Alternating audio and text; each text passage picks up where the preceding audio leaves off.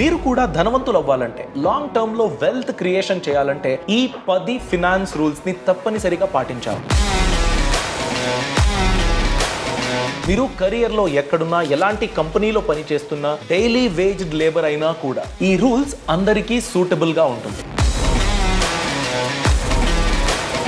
అందుకే డీటెయిల్గా ఈ రూల్స్ ని వినండి, ప్రాక్టికల్ గా ఇంప్లిమెంట్ చేయడానికి ప్లాన్ చేసుకోండి. నమస్కారం, నేను అభిషేక్ రామప్ప.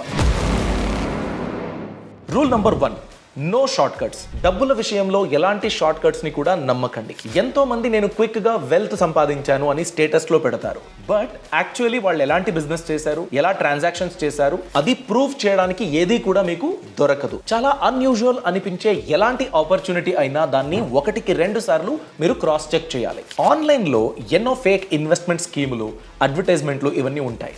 గవర్నమెంట్ లో ఉన్న వాళ్ళ ఫేస్ కూడా మిస్యూజ్ చేసుకుని ఇలాంటి స్కీమ్స్ ని పబ్లిసిటీ చేస్తారు. సో అలాంటిది మీరు చూసినప్పుడు, విన్నప్పుడు దాన్ని డబుల్ చెక్ చేసుకోవాలి. అఫీషియల్ వెబ్సైట్ కి వెళ్ళి కన్ఫర్మ్ చేసుకున్న తర్వాతే మీరు నెక్స్ట్ స్టెప్ తీసుకోవాలి. పాయింట్ నెంబర్ 2, ఎలాంటి ఇన్వెస్ట్మెంట్ చేసినా, ఎంత చిన్నదైనా ఎంత పెద్దదైనా కన్సిస్టెన్సీ ఈజ్ ద కీ అండి. అంటే మీరు 5 years, 10 years, 15 years ఇలా ఒక టైం లైన్ పెట్టుకున్నట్లయితే కన్సిస్టెంట్గా ఎలాంటి సిచ్యువేషన్ ఉన్నా కూడా మీరు ఇన్వెస్ట్మెంట్ చేయాల్సిందే. ఇలాంటి కన్సిస్టెన్సీ ఒక డిసిప్లిన్ని బిల్డ్ చేస్తుంది. అంటే మీరు ప్రాపర్గా ఎలాంటి సిచ్యువేషన్ ఉన్నా కూడా ఎవ్రీ మంత్ ఆటోమేటిక్గా సేవ్ చేయాలి అనే ఒక ఇంటెన్షన్ బిల్డ్ అవుతుంది. ఇది చాలా ఇంపార్టెంట్. దానికే స్కీమ్ నుంచి స్కీమ్కి ఎప్పుడూ ట్రాన్స్ఫార్మ్ అవుతూ ఉండకూడదు. ఈ స్కీమ్ ఒక 2 సంవత్సరాలు చేశాము, దాని తర్వాత దాన్ని డిస్కంటిన్యూ చేయడం, ఫైన్ కట్టేయడం, డబ్బు తీసుకుని ఇంకొక స్కీమ్ మీద పెట్టడం, ఇలాంటివి చేయకూడదు. కన్సిస్టెంట్ గా ఇన్వెస్ట్మెంట్ అన్నది కంటిన్యూగా మీరు చేయాలి. పాయింట్ నెంబర్ 3, మీకు కొన్ని ఖర్చులు ఉంటాయి. శాలరీ పడగానే కొన్ని యూటిలిటీస్ గురించి, ఎలక్ట్రిసిటీ, రెంట్, వాటర్ బిల్లు, గ్రాసరీసు, ఇవన్నీ మీరు అవాయిడ్ చేయడానికి అవ్వదు. దాని గురించి ఆటోమేటిక్గా ఒక కార్పస్ని మీరు సెట్ అసైడ్ చేసుకుంటారు, దానికి మాత్రమే స్పెండ్ చేస్తారు. మిగిలిన ఇన్వెస్ట్మెంట్, సేవింగ్స్ ఇవన్నీ గోల్ బేస్డ్ ఉంటాయి కదా, దానికి కూడా ఆటోమేటిక్గా మీ శాలరీ పడగానే అక్కడ ఆ అమౌంట్ వెళ్ళిపోవాలి. నేను అంత స్పెండ్ చేస్తా, మంత్ ఎండ్లో ఎంత మిగులుతుందో దాంట్లో ప్లాన్ చేసుకుంటా, అలాంటివి ఉండవు. అంటే సేవింగ్స్, ఇన్వెస్ట్మెంట్ గురించి ఆటోమేషన్ ఉంటుంది. మీరు యూటిలిటీస్ గురించి ప్లాన్ చేస్తారు కదా, ఆ నెసెసిటీస్ గురించి ఒక ఫండ్ ఉంటుంది, దానికి కూడా ఆటోమేటిక్గా ట్రాన్స్ఫర్ అవ్వాలి. సెపరేట్ అకౌంట్స్ మెయింటైన్ చేయండి, సెపరేట్గా ట్రాక్ చేయండి, సెపరేట్గా కాస్ట్ కట్టింగ్కి అవకాశం ఉంటే దాన్ని కూడా వాడుకోండి. Automatic expenditure, automatic saving, automatic investment, ఇదే మీ మంత్రం అవ్వాలి. పాయింట్ నెంబర్ 4, యాక్టివ్ మరియు ప్యాసివ్ ఇన్వెస్ట్మెంట్ గురించి ఒక బ్యాలెన్స్ మెయింటైన్ చేయాలి. ఏంటిది యాక్టివ్ అండ్ ప్యాసివ్ ఇన్వెస్ట్మెంట్? ఇప్పుడు మీరు నిఫ్టీ 50 ఇండెక్స్ లో ఇన్వెస్ట్మెంట్ పెట్టారనుకోండి, అంటే ఏమర్థం? మన భారతదేశంలో ఉండే టాప్ 50 కంపెనీస్లో ఇన్వెస్ట్మెంట్ పెట్టడం అని అర్థం. దానికి ఒక ఫార్ములా ఉంది, దానికి ఒక క్యాల్కులేషన్ ఉంది, దానికి ఒక సాఫ్ట్వేర్ ఉంది. నిఫ్టీ దాని గురించి చూసుకుంటుంది. మీరు ఇండెక్స్ మీద ఇన్వెస్ట్మెంట్ పెట్టినట్లయితే ఒక ఫండ్ మేనేజర్ ఏదో ఒక కంపెనీ అనాలిసిస్ చేయాలి, ఫండమెంటల్స్ ఎలా ఉంది, టెక్నికల్స్ ఎలా ఉంది, ఎలాంటి బిజినెస్ డీల్ చేశారు, ఇవన్నీ చూడవలసిన పని లేదు. టాప్ 50 కంపెనీలు ఏవైతే ఉంటాయో ఆ డేకి దాని మీద మాత్రమే ఇన్వెస్ట్మెంట్ పెడతారు. సో అది ప్యాసివ్ ఇన్వెస్ట్మెంట్. అంటే మీరు డిసిషన్ తీసుకోవడానికి అక్కడ స్కోప్ లేదు. అదే మీరు స్టాక్ మార్కెట్లో ఇన్వెస్ట్మెంట్ పెట్టారనుకోండి, ఏ స్టాక్ ఎలా పర్ఫామ్ చేస్తుంది, ఎలాంటి స్టాక్ మీద నేను ఇన్వెస్ట్మెంట్ కంటిన్యూ చేయకూడదు, ఎలాంటి స్టాక్ని నేను ఎక్కువ ఇన్వెస్ట్మెంట్ చేసి ఎక్కువ షేర్స్ని కొనుగోలు చేయాలి, ఇలాంటివన్నీ ఉంటాయి. సో యాక్టివ్ మరియు ప్యాసివ్ ఇన్వెస్ట్మెంట్. యాక్టివ్లో మీ ఇన్వాల్వ్మెంట్ ఉంటుంది, మీ స్కిల్ యూజ్ అవుతుంది, మీరు ఎంత నాలెడ్జబుల్ అంత బెటర్ డెసిషన్స్ తీసుకుంటారు. ప్యాసివ్లో అలా కాదు. ఈ 2 అసెట్ క్లాస్ మీద మీరు ఇన్వెస్ట్మెంట్ పెట్టాలి, దానికి ఒక బ్యాలెన్స్ ఉండాలి. పాయింట్ నెంబర్ 5, మీరు స్టాక్ మార్కెట్ ఎక్స్పోజర్ ఉన్న ఇన్వెస్ట్మెంట్ని ప్లాన్ చేస్తున్నారు అనుకోండి, నేర్చుకుంటున్నారు. ఒక 5 years, 3 years తర్వాత మీకు ఒక హోల్డ్ వచ్చిందనుకోండి, మార్కెట్స్ పడినప్పుడు అది మంచి అవకాశం అని మీరు అర్థం చేసుకోవాలి. మీరు షార్ట్ లిస్ట్ చేసుకున్న మంచి స్టాక్స్ని మార్కెట్ ఎప్పుడైతే పడిపోతుందో అప్పుడు కొనుగోలు చేయడానికి మీరు ప్లాన్ చేయాలి. ఎప్పుడెప్పుడైతే మార్కెట్ బుల్ రన్లో ఉంటుందో, ఎక్కువ గ్రోత్ కనిపిస్తూ ఉందో, అప్పుడు ఇన్ఫ్లేటెడ్ ప్రైస్లో స్టాకులు మీకు దొరుకుతాయి. అంటే యాక్చువల్ ప్రైస్ అన్నది ఎప్పుడైతే మార్కెట్ దిగుతుందో అప్పుడే మీకు కనిపించేది. సో మార్కెట్ పడినప్పుడు భయపడకండి, మంచి స్టాక్స్ని కొనుగోలు చేయండి. ఎప్పుడైనా మార్కెట్ గ్రోత్ అనేది దెబ్బతింటే ఎంతో మంది ఇన్వెస్ట్మెంట్ నుంచి ఎగ్జిట్ అయిపోతారు. మార్కెట్స్ రికవర్ అయినప్పుడు నేను వస్తా అని, అది రాంగ్ అండి, అలా చేయొద్దు. పాయింట్ నెంబర్ 6, ఇన్వెస్ట్మెంట్ ఎంత చిన్నదైనా సరే కాంపౌండింగ్ ఇంట్రెస్ట్ దొరికే స్కీమ్లు, ట్యాక్స్ బెనిఫిట్ దొరికే స్కీములు, ఇలాంటి స్కీమ్ల మీద కంటిన్యూస్ గా ఇన్వెస్ట్మెంట్ ని పెట్టండి. ఇప్పుడు ఫర్ ఎగ్జాంపుల్ మీరు ఎవ్రీ మంత్ 30,000 రూపీస్ ఇన్వెస్ట్మెంట్ పెడుతున్నారు అనుకోండి, ఏ ఒక 2,000 3,000 ఎందుకు అలాంటి గవర్నమెంట్ స్కీమ్ల మీద అని ఆలస్యం చేయకండి. ఎందుకంటే లాంగ్ రన్లో 20 years 30 years అలాంటప్పుడు మీరు చూసుకున్నట్లయితే లాంగ్ రన్లో కాంపౌండింగ్ ఎక్కువ రిటర్న్స్ అనేది కలిగిస్తుంది. మీరు పెట్టే ఇన్వెస్ట్మెంట్ మీద కొన్ని రెట్లు రిటర్న్స్ పొందడానికి అవకాశం ఉంటుంది. సో అలాంటి అవకాశాన్ని మిస్ చేసుకోవద్దు.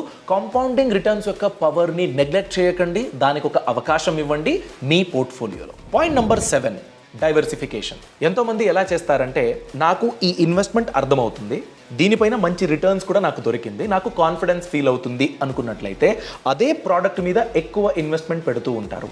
అలా చేయొద్దు. ఎందుకంటే ఒక్కొక్క అసెట్ క్లాసు ఒక్కొక్క కండిషన్లో బెటర్గా బిహేవ్ చేస్తుంది, కొన్నిసార్లు దెబ్బతింటుంది.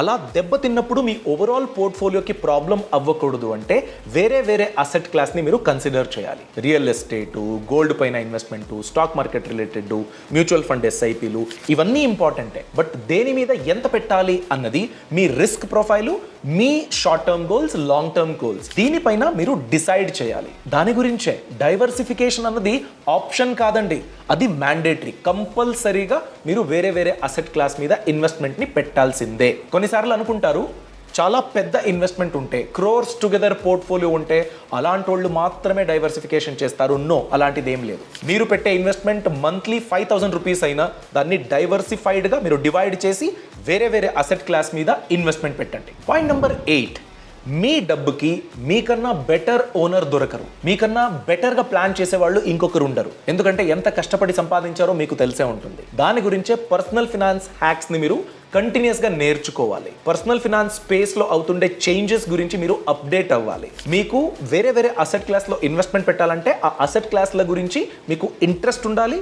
ఆ అసెట్ క్లాస్ ఎలా వర్క్ అవుతుందో దాన్ని మీరు నేర్చుకోవాలి. సో మీ ఇన్వెస్ట్మెంట్ నెక్స్ట్ ఏం అవ్వచ్చు అనే అట్లీస్ట్ ఒక బేసిక్ అండర్స్టాండింగ్ మీకు ఉండాలంటే లెర్నింగ్ అన్నది ఎవ్రీ డే హ్యాబిట్ అవ్వాలి. ఎవ్రీ డే 30 minutes నేను డెడికేట్ చేస్తా.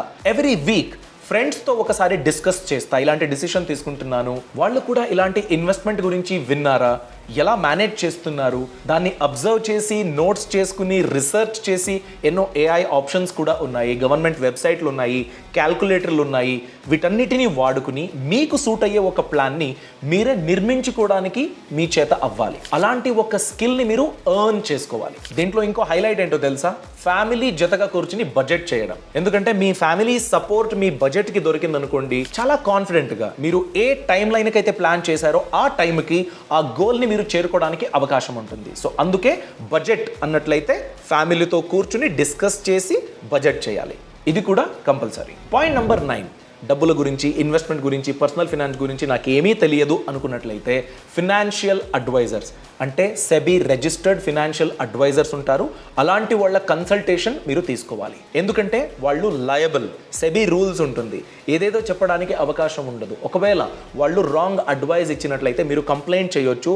ఆ కంప్లైంట్ ద్వారా వాళ్ళ లైసెన్స్ అనేది క్యాన్సిల్ అవుతుంది. వాళ్ళు ప్రాక్టీస్ చేయడానికి అవకాశం ఉండదు. చాలా కష్టపడి సంపాదించుకున్న సర్టిఫికేషన్ వేస్ట్ అయిపోతుంది. దీని గురించే వాళ్ళు రూల్స్ పరంగా మీ సిట్యువేషన్కి, మీ రిస్క్ ప్రొఫైల్ని అసెస్ చేసి ఎలాంటి అడ్వైజ్ని ఇవ్వచ్చో దాన్ని మాత్రమే ఇస్తారు.